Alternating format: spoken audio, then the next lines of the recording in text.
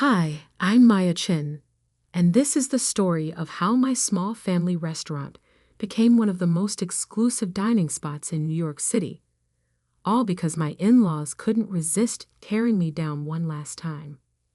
Cooking has always been my passion.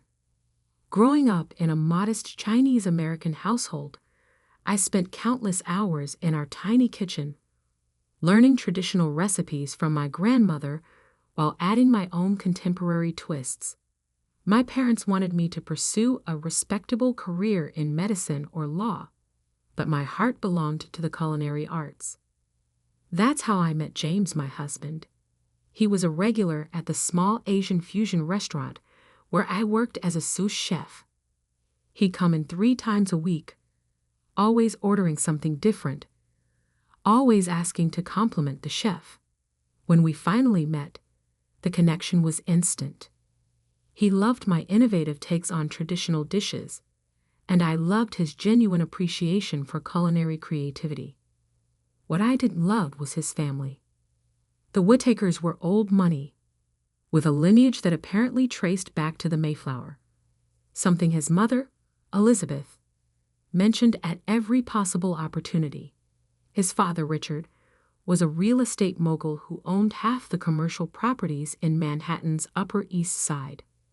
And his sister, Victoria, was a social media influencer who'd never worked a day in her life, but somehow had 3 million followers on Instagram. From the moment James introduced me, they made it clear I wasn't their kind of people. A chef? Elizabeth had said, her voice dripping with disdain.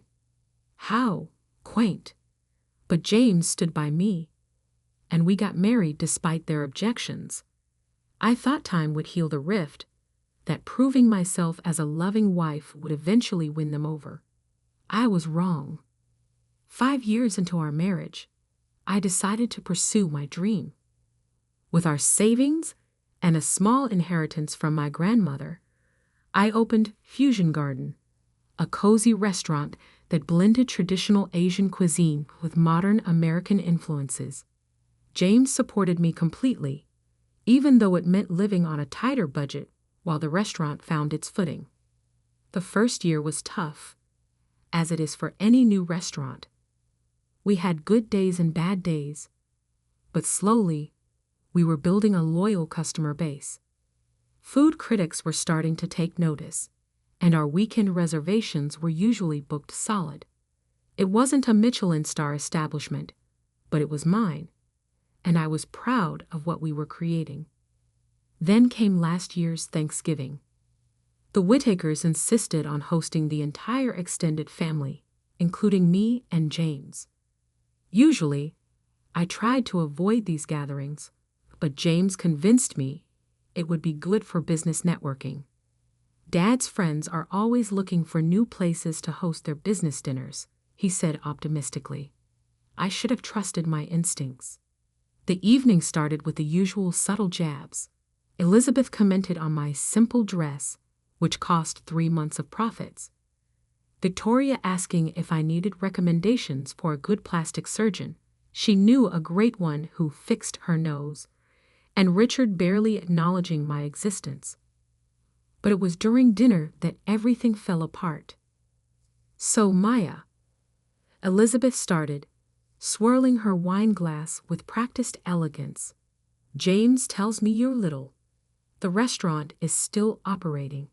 How surprising. I felt James tense beside me. Yes, we're doing quite well, actually. Our weekend reservations are usually. Oh, darling. Victoria cut in, scrolling through her phone. I saw your reviews online. 3 stars? That's barely passing, isn't it? Actually, 3 stars on Michelin is. I tried to explain, but Richard interrupted. Let's be honest here, he said, putting down his fork with a loud clunk that silenced the table. We've all eaten there. The food is mediocre at best. No innovation, no style, just worthless food from a worthless chef who clearly doesn't understand fine dining. The table fell silent. 20 pairs of eyes turned to me, some with pity, others with poorly concealed amusement. "Dad," James started, but I placed my hand on his arm. "No, Richard's entitled to his opinion," I said quietly, standing up. "Though I find it interesting that someone who thinks my food is worthless has reserved a table at Fusion Garden 6 times in the past month under different names." Elizabeth's wine glass froze halfway to her lips. "What's wrong, Elizabeth? Didn't think I'd recognize your husband when he came in wearing different suits, sitting at corner tables, taking detailed notes? Or did you think I wouldn't notice Victoria's anonymous food blogger friends coming in with their cameras?" Richard's face had turned an interesting shade of red. "We were merely conducting market research. The property your restaurant sits on is owned by the Chang Family Trust. I finished for him, my grandmother's family, not part of your real estate empire, and not for sale." The silence that followed was deafening. "Now, if you'll excuse me," I continued, placing my napkin on the table, "I have a restaurant to run. A worthless one, apparently, but it's mine." I walked out of that dining room with my head held high, ignoring Elizabeth's spluttering and Victoria's furious typing on her phone. James followed me to the car, apologizing profusely, but I barely heard him. Because during those painful minutes at the Whitaker family table, a plan had started forming in my mind. A plan that would take 6 months to execute, would cost me every favor I'd ever earned in the culinary world, and would ultimately change everything. They thought my food was worthless. Fine. They wanted to conduct market research. Perfect. They didn't think I understood fine dining. Oh, they had no idea what I was capable of. That night, as James slept, I made 3 phone calls. The first was to my old mentor from culinary school, now a celebrated chef in Paris. The second was to a restaurant designer who owed me a favor. And the third was to a certain celebrity chef known for transforming restaurants. By morning, Operation Restaurant Revolution was in motion. The next 6 months would test everything I knew about cooking, business, and revenge. And the best part, the Whitakers would never see it coming. The next morning, I arrived at Fusion Garden earlier than usual. My staff could sense something had changed. There was a new energy in my movements, a spark in my eyes that hadn't been there before. They'd learn why soon enough. "Team meeting in 10 minutes," I announced, tying my apron with practiced precision. "Everyone needs to be there." And I mean everyone. As my staff gathered in the dining room, servers, line cooks, dishwashers, hosts, I took a deep breath and shared my vision. Over the next 6 months, we would transform Fusion Garden into something unprecedented in New York's culinary scene. But I needed their complete dedication and discretion. "What I'm proposing will be the hardest work you've ever done," I told them frankly. "Double shifts, late nights, endless practice. Some of you might want to leave, and I'll write glowing recommendations if you do. But if you stay," I smiled, "you'll be part of culinary history." To my amazement, not a single person left. They'd seen how I treated my staff, like family, better than my actual in-laws had ever treated me.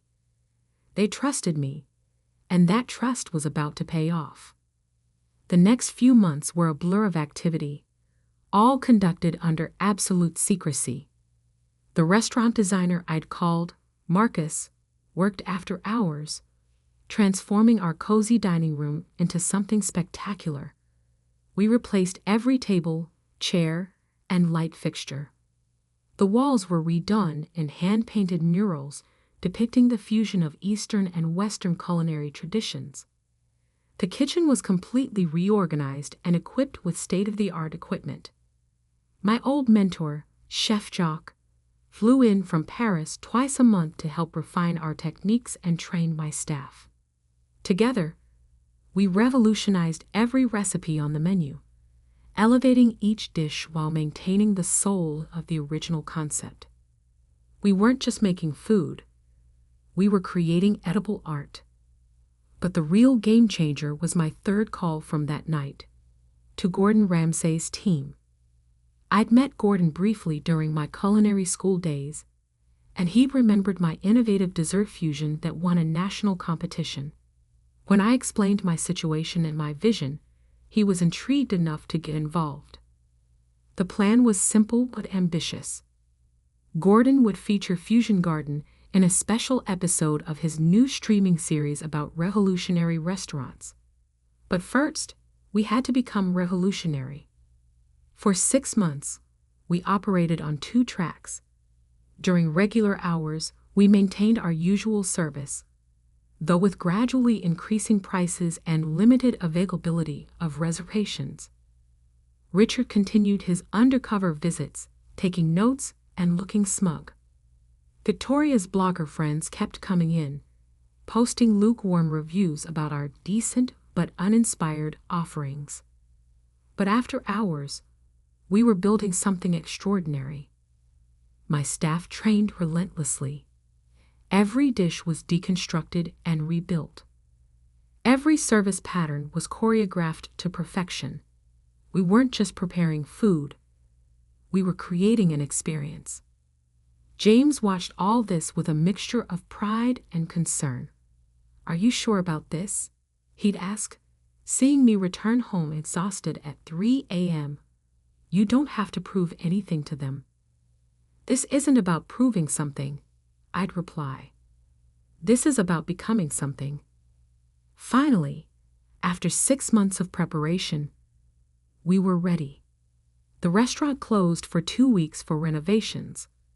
Victoria immediately posted about how this was the beginning of the end for Fusion Garden. Richard was overheard at his country club betting on how long before we went bankrupt. Perfect. The night of our reopening, I made sure the Whittakers received a special invitation. Elizabeth's RSVP came back with a note about how they were so concerned about our struggles and would of course support family in difficult times. They arrived as a group: Richard, Elizabeth, Victoria, and several of their society friends. James met them at the door, playing his part perfectly. "Maya's in the kitchen," he said, sounding worried. "She's been acting strange lately." They sat at the best table, already smirking, ready to witness what they assumed would be my humiliation. Then the show began. The new Fusion Garden was unlike anything they'd ever seen. Each dish was a theatrical presentation of flavor and technique. Dim sum that levitated on magnetic plates. Soup served in hand-blown glass spheres that dissolved when touched. Traditional Chinese dishes deconstructed and rebuilt with molecular gastronomy techniques. And in the middle of service, right on cue, Gordon Ramsay walked into the kitchen.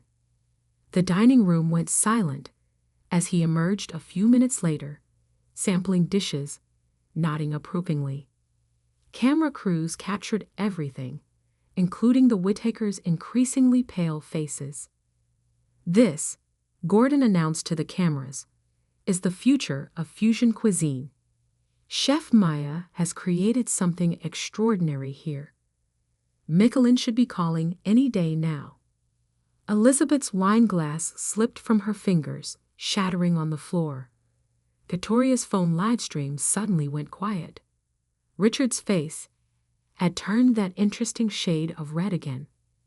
Then I emerged from the kitchen, no longer in chef's whites, but in a designer dress, followed by some of the most renowned food critics in New York. They'd all been there incognito, scattered throughout the dining room.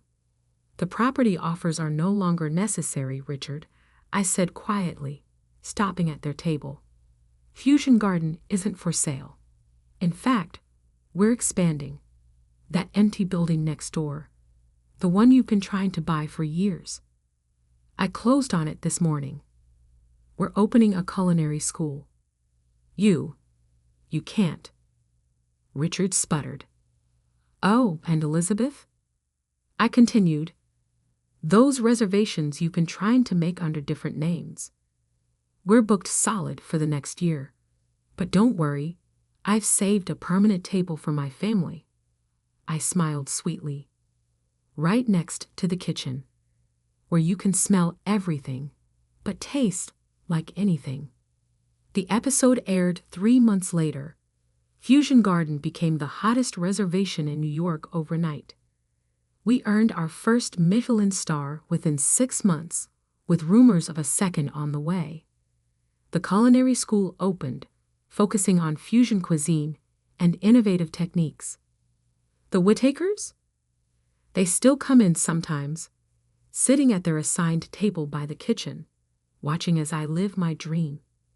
Victoria's followers love her posts about her talented sister-in-law. Elizabeth brags at her social clubs about how she always saw my potential. Richard even offered to invest in my next venture. I declined, of course. Some things, like self-respect and true passion, are worth more than money or social status. My grandmother taught me that, along with her recipes that started this whole journey. James and I are expecting our first child now. Yesterday, I felt the baby kick while I was developing a new dessert menu. I placed my hand on my belly and whispered, "Remember this, little one. Success isn't about proving others wrong. It's about proving yourself right." The kitchen timer dings, and I have to go. There's a new fusion dish I'm working on, combining my grandmother's secret Chiao Long Bao recipe with a French soufflé technique. The critics will love it. But more importantly, I love it. And in the end, that's what makes anything truly worthless or priceless, not what others say about it, but what you know it's worth. As I head back to my kitchen, I pass the Whittakers' table. It's empty tonight, but the reservation sign is still there, a small reminder of how far I've come. Some might call it petty, keeping that table as a monument to their disdain. I call it seasoning, that extra pinch of satisfaction that makes success taste even sweeter.